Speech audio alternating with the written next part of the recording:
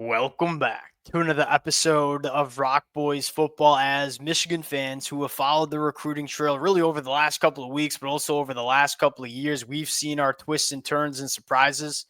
I don't know if I've seen a bigger surprise on the recruiting trail than what we just got Sunday afternoon. Quarterback Chase Herbstreit committing to Michigan in the 2025 class, going to be the second scholarship quarterback that Michigan takes in the 2025 cycle, along with obviously five-star Bryce Underwood. I think we all recognize the last name. And I knew Kirk Herbstreit had a son that played quarterback in the state of Ohio, and I knew he was a baller too. I didn't really know he was thinking about coming to Michigan. And I think there's probably two thoughts that come to your mind. One, that villain arch kind of thought where, hey, in-state kid from Ohio, dad played quarterback at Ohio State, probably grew up dreaming to play for Ohio State. Ohio State doesn't offer him.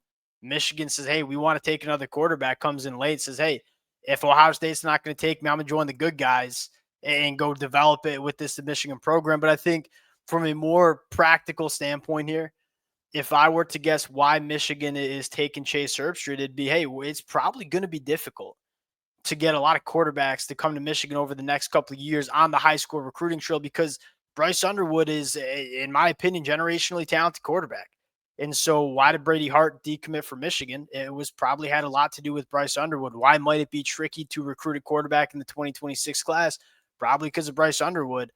All right, well, let's go grab a kid in Chase Herbstreit who probably knows he's not going to start his first, second, third year within the program, but is okay saying, I know I'm not going to be the guy, but I'm going to work my tail off and develop for the next couple of years. And who knows, by year 4, year 5, what Chase Herbstreit kind of becomes. We've seen quarterbacks like this. I think the first one that comes to mind is a guy like Baker Mayfield, who for probably similar reasons was under-recruited, rather small, still kind of grown into the frame. Not necessarily that polished, developed quarterback that we see a lot of these kids at the high school ranks are. We've seen these, and I'm not getting up here and saying Chase Herbstreit is going to be the next Baker Mayfield, but we've seen guys like that kind of develop within programs.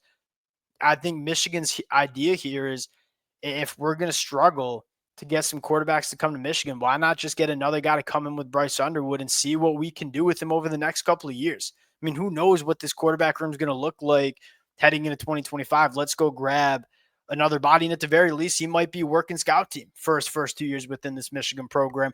But I do want to get into what Chase Herbstreit brings. And I don't want to just call him Kirk's son because I'm sure he'd appreciate if we talked about him like, hey, this kid can ball in the state of Ohio. I just looked at his film. I hadn't watched any of his film until he committed to Michigan. So let's get into it. Now, before we do, to the Michigan fans, it's going to be a fun next couple of weeks in the transfer portal. We're going to be breaking down a lot of commitments. The amount of support y'all have shown the boys as we've talked the recruiting trail for the last couple of weeks has been amazing. Appreciate you guys. If y'all do enjoy the content, consider subscribing to the channel. Without further ado, let's get into Chase Herbstreit. Now, Chase Herbstreit, 6'2", and you can tell he's probably growing into his frame a little bit. He's kind of a gamer. That's probably how I would describe his game. Is he as physically gifted as a guy like Bryce Underwood? No, probably not.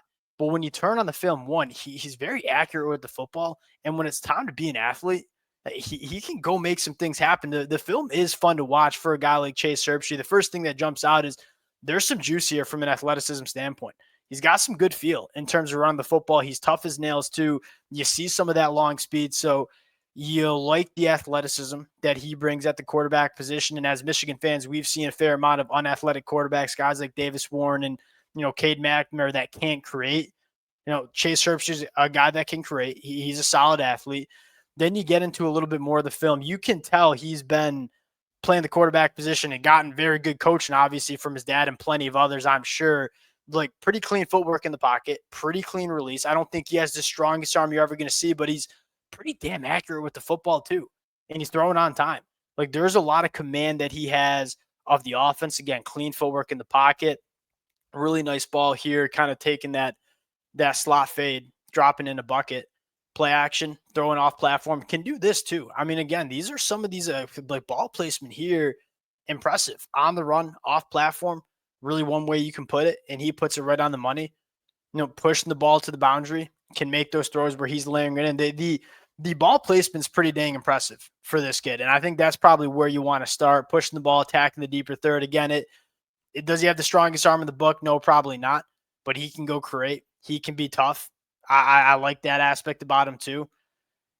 I can see why Michigan said, "Hey, if it's going to be a struggle to get some quarterbacks in the room, why not bring a guy in like Chase Herbstreit, who has been around the game of football for a long time, knows what he's doing, tough standing in there, throwing off platform once again, throwing kind of like fading away jumper to the boundary. I, there's at the very least, it's an exciting to get Kirk Herbstreit's son and have him if he's ever calling the Michigan games. Hey, what team you got to root for now?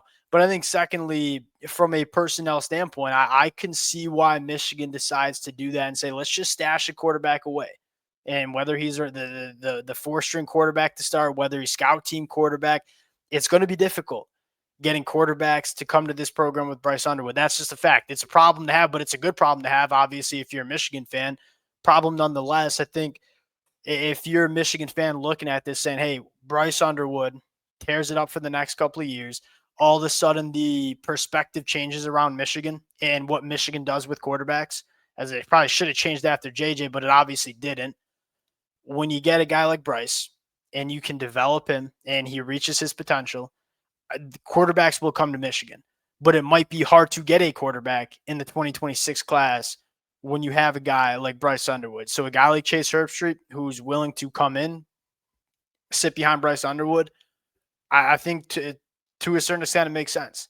Now, you look at Michigan's class in 2025, top 10 class in the country, obviously a very tough decommitment of Andrew Olish, who decided to go to Penn State on Friday afternoon. I'm not too worried about the tight end position. We took two last year, Brady Prescorn and Hogan Hansen. We talk about a guy that has a bright future. I think Hogan Hansen certainly does. So, yes, I loved Andrew Olish. Does this thing to see him go to Penn State? Yes, I think Michigan will be just fine at the tight end spot. And obviously, they're going to push the chips in the 2026 class to get a good one as well. The real last remaining target that we need to talk about is Ty Haywood, and this would round out an elite class for Michigan in the 2025 cycle. Not only getting your second five-star offensive tackle committed in 2025, more importantly, you're making sure Bryce Underwood is going to have the protection and pieces around him that he needs to be successful. Now, what it seems like here is Alabama's not expecting to sign him. The other school that is seemingly coming in here is Texas Tech.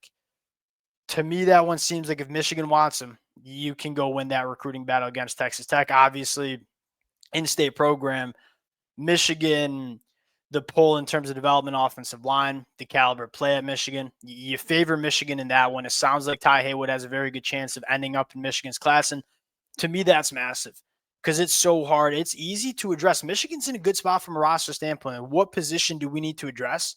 We got to address the wide receiver room.